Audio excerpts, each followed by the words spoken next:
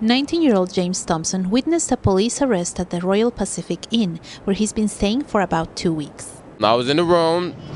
They said the police outside. I ran outside, seen the police. Everybody gathered up with the Gatling guns, and I seen them. They told them to come out, and homeboy wouldn't come out with the gun. They shot him. Bah! Police were at the motel to serve a $25,000 arrest warrant, but the suspect told them he had a gun and wasn't coming out. At that point, we backed off a little. We evacuated the surrounding rooms. We called in for additional resources, including on-duty officers, on-duty SWAT officers that were working at the time, an on-duty negotiator, what's referred to as a hostage negotiator, and some other resources. We were still in the midst of developing our game plan, what we were going to do, how we were going to get him out, and how to establish contact with him.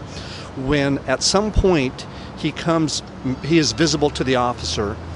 We believe that occurred in the room with the door open. He was armed with a handgun, and next thing we know is that the officer fired his weapon at the suspect, hitting him. There's some confusion at this point because we did not know that there was a female in the room with him.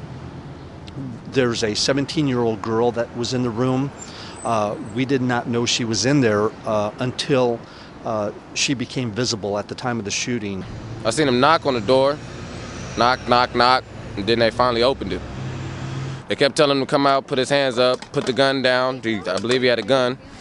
He wouldn't, so they shot. And then the girl came out. They told the girl come out. The girl came out with her hands up, everything. Then they went and got the dude. The suspect was taken to a hospital suffering from a graze wound to the head and possibly to a hand. The girl had a foot injury that might or might not be related to the incident.